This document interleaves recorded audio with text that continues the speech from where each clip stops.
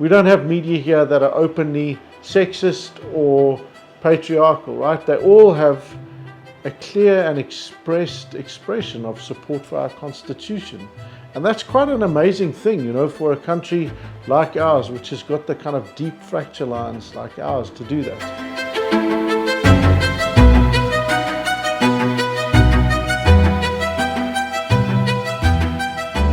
All of our media now, without fail, have got a very clear and frankly biased, in a good way, agenda around human rights and race and racism and xenophobia. So unlike America, for example, we don't have media here that are openly xenophobic.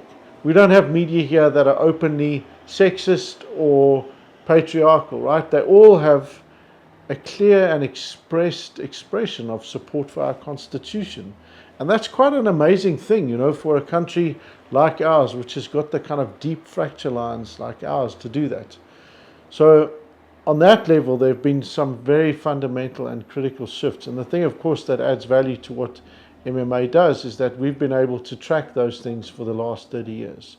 So we've been monitoring the elections coverage, we've been monitoring children's coverage for 26 years of our operation. So we've been able to see how our media have reported on fundamental rights-based issues as our democracies kind of developed and changed and been threatened, etc. So, you know, if it was nice and there was a gradual progression and a respect for the Constitution and rights and a rights-based approach, we'd probably be a lot further. But we know that along the line there have been people who've tried to intercede, undermine media freedom, and we've been there at every step to make sure that they are prevented from undermining our Constitution.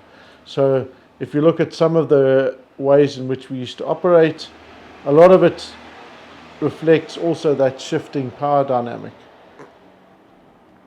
So the media 30 years ago, before the internet, or certainly before the internet was a popular tool and an access right, basically, you had the media determining the framework and the foundation for what constituted the news.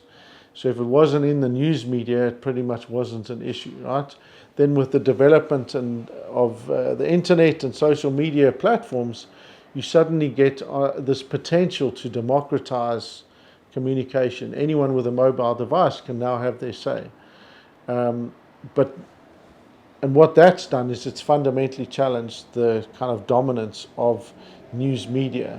And to a degree, that's led to an understandable decline in their power.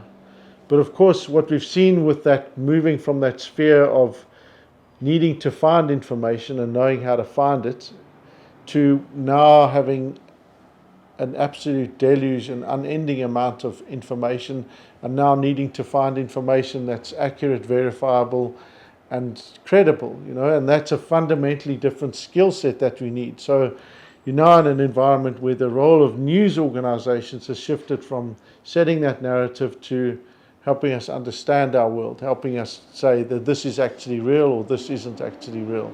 So those things are huge shifts, you know, that are going on. And we're now at this point, as I said, where you're looking at kind of news organization extinction events, which kind of are parallel to what's going to happen with climate change if we don't act. And of course, the common thread to these things, which is, I think, one of our greatest strengths as MMA, is that we've consistently had a principled approach and a rights-based approach to every single one of these issues.